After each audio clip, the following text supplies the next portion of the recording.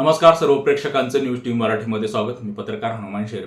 राज्यामध्ये विधानसभेच्या निवडणुकीचा बिगुल वाजलेला आहे आणि मागच्या काही दिवसापासून आपण बघितलं तर राजकीय वर्तुळामध्ये रोज नवनवीन घडामोडींना वेग आल्याचं चित्र आपल्याला पाहायला मिळालेलं आहे। आता राज्यात विधानसभेची निवडणूक कशी होणार, प्रत्येक मतदारसंघामध्ये ही रंगतदार निवडणूक होणार असल्याचं चित्र स्पष्ट आहे। कारण मागच्या काही काळामध्ये राज्यामध्ये फोडाफोडीचं बंडाचं राजकारण झालं, त्यामुळं 19 पेक्षा 2024 मध्ये विधानसभेची निवडणूक ही खरंच खूप इंटरेस्टिंग असणार आहे। बीड जिल्ह्यामध्ये विधानसभेची निवडणूक कशी होणार आहे याकडे संपूर्ण राज्याचं लक्ष लागलेलं आहे। लोकसभेला संपूर्ण राज्याचं लक्ष हे लोकसभेच्या निवडणुकीकडे आणि लोकसभेच्या निकालाकडे लागलं होतं। त्याचप्रमाणे बीडच्या विधानसभेच्या निवडणुकीकडे संपूर्ण राज्य पाहते। तर एकंदरीतच आपण बघितलं तर बीडमध्ये कशा पद्धतीने निवडणूक होणार आहे, कोणत्या पक्षाचे कोणते उमेदवार जाहीर करण्यात आलेले आहेत, महायुतीचा असेल, महाविकास आघाडीचा असेल आणि कोणत्या घडामोडी मागच्या काही दिवसामध्ये बीडमध्ये घडलेल्या आहेत, आपण ते थोडक्यात जाणून घेण्याचा प्रयत्न या व्हिडिओच्या माध्यमातून करणार आहोत।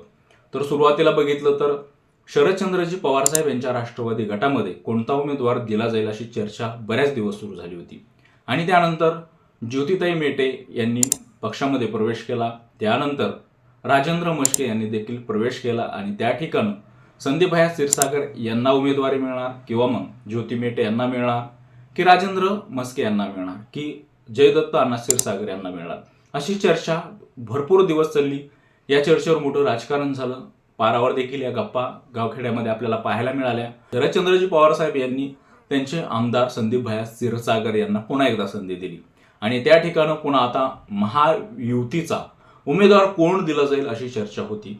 त्या ठिकाणी महायुतीमधून शिवसेनेला जागा सुटेल, मुख्यमंत्री एकनाथ शिंदे यांच्याकडून अनिल जगताप यांना उमेदवारी मिळू शकते अशी चर्चा होती। मात्र दुसरीकडे अजितदादा पवार यांच्या पक्षाकडून त्या ठिकाणी उमेदवारी दिली जाणार आहे आणि योगेश क्षीरसागर यांना संधी मिळणार आहे अशी चर्चा होती। काल अचानक त्या ठिकाणी योगेश क्षीरसागर यांची घोषणा करण्यात आली। अजितदादा पवार यांना तिथलं जी काही जागा आहे ती महायुतीतून मिळालेली आहे, त्यामुळे योगेश क्षीरसागर यांची संधी त्या ठिकाणी लागलेली आहे। मराठा समाजाचे जे काही उमेदवार आहेत, जवळपास 11 उमेदवारांनी त्या ठिकाणी अर्ज दाखल केला होता। त्यामध्ये अनिलदादा जगताप देखील आहेत आणि अनिलदादा जगताप यांनी असं त्या ठिकाणी सांगितलं होतं की मला उमेदवारी मिळणार आहे महायुतीकडून, शिवसेनेला उमेदवारी मिळणार असून मीच इथला उमेदवार आहे आणि त्यामुळे अर्ज भरलेला आहे, असं आपण वृत्तवाहिन्यांमधून बघितलेलं आहे। मात्र त्या ठिकाणी योगेश क्षीरसागर यांना संधी देण्यात आलेली आहे। त्यामुळे एकंदरीतच त्याचा बीडचं राजकारण कसं असणार आहे, पुन्हा क्षीरसागर विरुद्ध क्षीरसागर अशी लढत त्या ठिकाणी आपल्याला पाहायला मिळणार आहे। बाकीचे बी काही पक्ष आहेत त्यांचे देखील उमेदवार असणार आहेत, त्यामुळे ही एकंदरीतच किती रंगतदार निवडणूक होणार आहे याकडे संपूर्ण राज्याचं लक्ष लागलेलं आहे। दुसरीकडे माजलगावचा देखील प्रश्न मोठा होता। माजलगावच्या उमेदवारीवर देखील मोठ्या चर्चा होत्या। प्रकाशदादा सोळंके यांना तिकीट दिलं जाणार आहे का त्यांचे पुतणे जयसिंग सोळंके यांना तिकीट दिलं जाणार आहे यावर प्रचंड चर्चा होती। त्यानंतर अजितदादा पवार यांनी त्यांच्या राष्ट्रवादी गटाकडून प्रकाशदादा सोळंके यांनाच तिकीट त्या ठिकाणी दिलेलं आहे। मात्र त्या ठिकाणी जयसिंगभाई सोळंके असतील त्यांचे कार्यकर्ते देखील नाराज झालेले आहेत, त्यामुळे त्या ठिकाणी देखील कसं चित्र निर्माण होणार आहे। दुसरीकडे शरदचंद्रजी पवार साहेब यांच्या राष्ट्रवादीमध्ये मग काही दिवसापूर्वीच रमेश आडसकर यांचा प्रवेश घेतला गेला। अचानक मोहनराव जगताप यांना तिकीट देण्यात आलं, त्या ठिकाणी संधी देण्यात आली। त्यामुळे एकंदरीतच माजलगावमध्ये काय परिस्थिती निर्माण होणार आहे आणि सर्वात जास्त चर्चेत असलेला परळीचा मतदारसंघ, त्या ठिकाणी शरदचंद्रजी पवार साहेब हे धनंजय मुंडे यांच्या विरोधामध्ये कोणता उमेदवार देऊ शकतात याकडे संपूर्ण राज्याचं लक्ष लागलेलं होतं।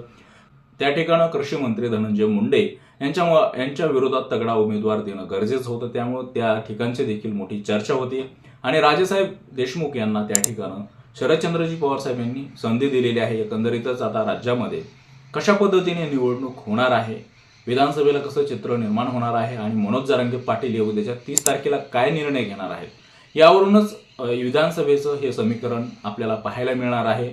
म्हणून मनोज जरांगे पाटील यांच्या भूमिकेकडे देखील संपूर्ण राज्याचं लक्ष आहे।